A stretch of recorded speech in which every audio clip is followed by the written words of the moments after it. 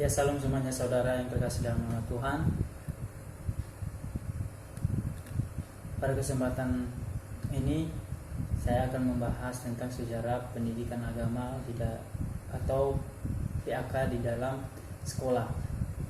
Dan sebelumnya yang saya hormati Ibu yang mengasuh bidang studi khususnya pelajaran pendidikan agama Kristen atau dosen Ibu Roida. Dan berikut ini mari kita lihat bersama-sama. Nah, sejarah pendidikan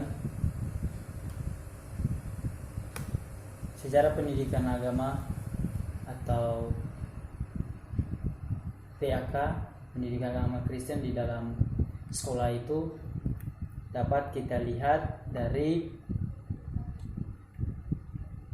yang pertama, periode persekolahan pemerintahan negeri, yang dimana nanti periode persekolahan pemerintahan atau negeri ini kita akan dapat melihat berbagai sistem organisasi, yang dimana pertama sistem pendidikan Hindu dan Buddha, kemudian sistem pendidikan Islam, dan yang terakhir sistem pendidikan Kristen.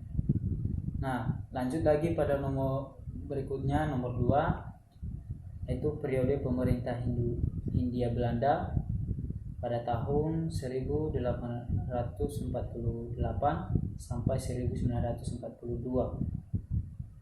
Ketiga, periode penduduk Jepang tahun 1942 sampai 1945.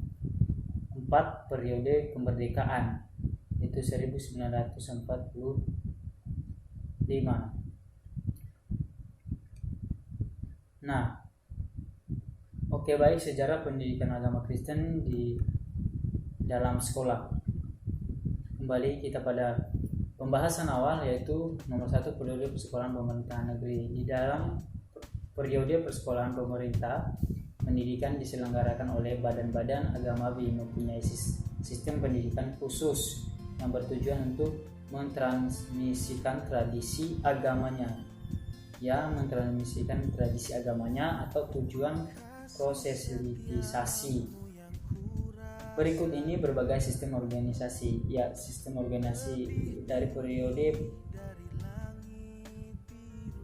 persekolahan pemerintahan negeri ini, yang pertama, sistem pendidikan Hindu dan Buddha.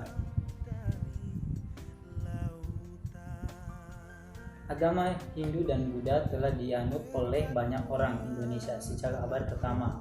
Dapat dikatakan bahwa pendidikan yang diberikan oleh guru-guru agama bertujuan untuk mempromosikan atau meningkatkan kehidupan agamawi dalam diri anggota persekutuan agamawi, khususnya generasi muda.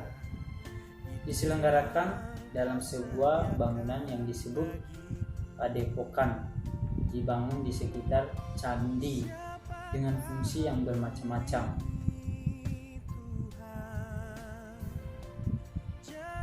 Dibangun di sekitar candi dengan fungsi yang bermacam-macam. Jadi di sistem pendidikan Hindu Buddha ini dengan dibangunnya di sekitar candi dengan fungsi yang bermacam-macam, yaitu untuk mempromosikan agama mereka. Kedua, sistem pendidikan Islam. Agama Islam diperkenalkan kepada orang Indonesia oleh pedagang-pedagang Arab, India dan Persia. Tujuannya adalah untuk mendidik kader-kader yang kelak menjadi pembawa panji Islam. Ketiga ini khusus pada agama Kristen ini, sistem pendidikan Kristen. Nah, kekristenan di Indonesia dibawa oleh para misionaris Eropa yang datang bersama dengan pedagang Eropa yang tujuan utama untuk berdagang, tetapi kemudian menetap bahkan menjajah Indonesia. Mereka menjajah Indonesia, bahkan mereka mereka menetap, bahkan mereka menjajah Indonesia dari bangsa-bangsa di luar Eropa ini, ya, bangsa luar Eropa ini yang menjajah Indonesia. Nah, sekolah-sekolah ini dipandang sebagai alat proselitisasi. Oleh karena itu, setiap misionaris adalah guru agama dan juga guru sekolah. Nah, oleh karena itu setiap misionaris adalah guru agama dan juga guru sekolah. Dalam bidang pendidikan FOTS, ya, kita dapat mengetahui apa dari kepanjangan FOTS ini, yaitu Verenigd Oost Indische Compagnie, ya, FOTS yang artinya merupakan sebuah persekutuan barang dagang, yang membuat persekutuan barang dagang. Nah, dalam bidang pendidikan FOTS berdiri di sekolah rakyat 3 tahun dan memiliki kantornya sendiri. Tujuan utama dari sekolah-sekolah ini adalah pendidikan pekerjaan-pekerja yang kompeten untuk kegiatan perusahaan dan juga memajukan kekristenan.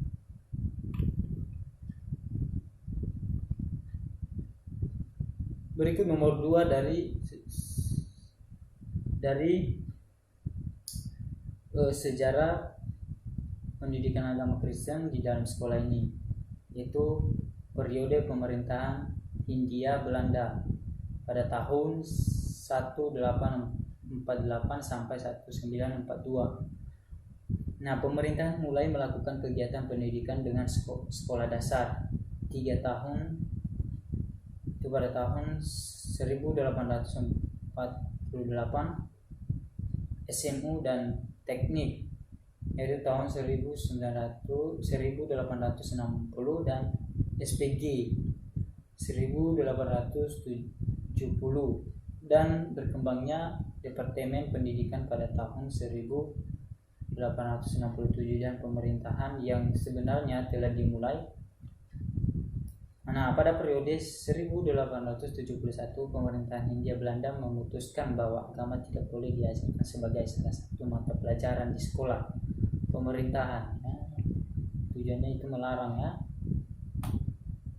Kemudian nomor 3, periode penduduk Jepang, yaitu pada tahun 1942 sampai 1945.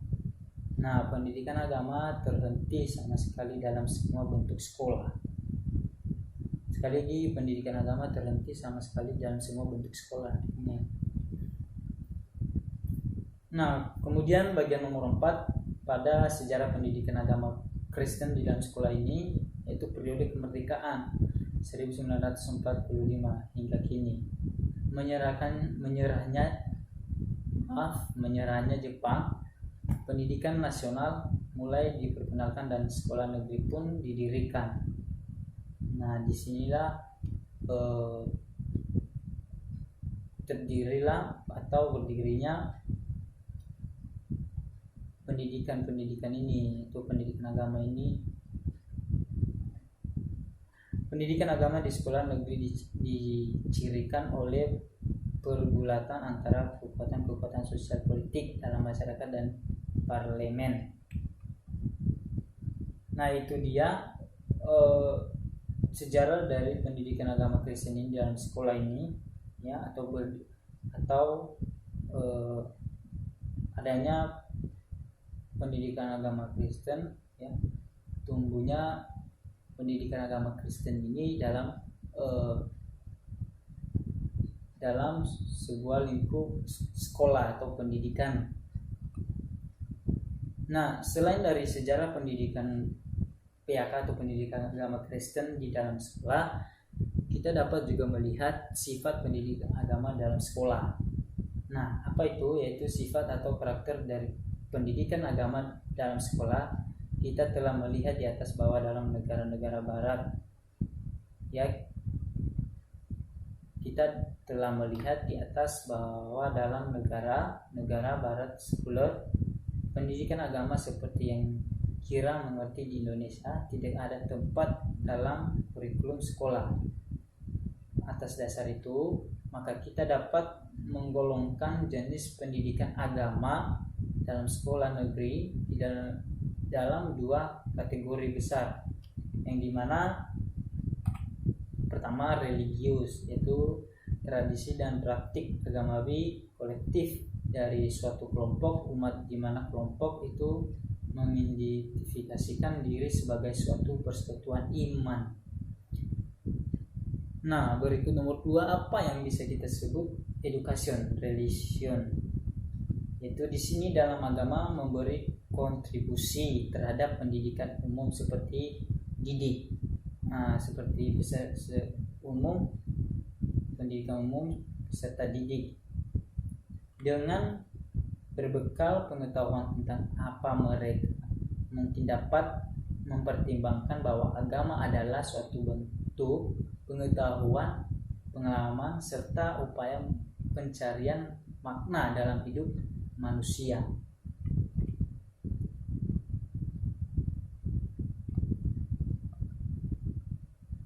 Nah, kemudian selain dari sifat pendidikan agama dalam sekolah, ada peranan strategi pendidikan agama Kristen ini atau PAK ini di dalam sekolah, yaitu peranan strategis keluarga jelas terletak fungsinya sebagai tempat di mana sosialisasi primer terjadi secara intensif, yang di dalamnya mencakup kepercayaan, sistem nilai dan pola tingkah lakunya kekristenan. Tingkah laku yang kekristiani. Sedangkan jemaat pada pihak lain adalah tempat di mana ibadah serta kehidupan dan misi gereja paling baik disosialisasikan melalui interaksi anak dengan anggota gereja yang lain dalam berbagai kategori usia. Sekolah tempat di mana proses belajar mengajar dalam arti formal terjadi secara sistematis dan dalam waktu yang cukup lama dengan kurikulum yang jelas berjenjang TK sampai PT atau perguruan tinggi.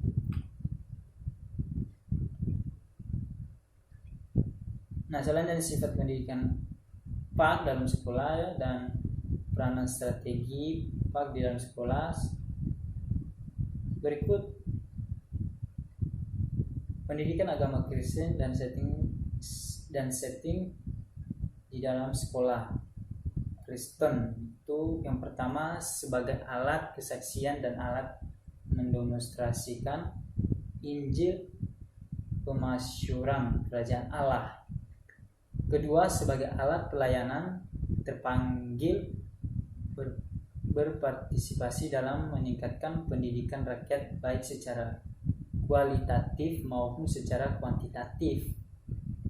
Nah, sebagai alat komunikasi antara gereja dan masyarakat, yakni menumbuhkan pengertian tentang keberadaan sifat dan maksud gereja dan umat Kristen di dalam kehidupan di tengah-tengah masyarakat.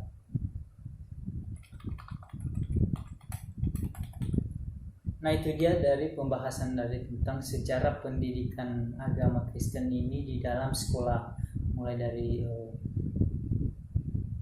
adanya periode-periode,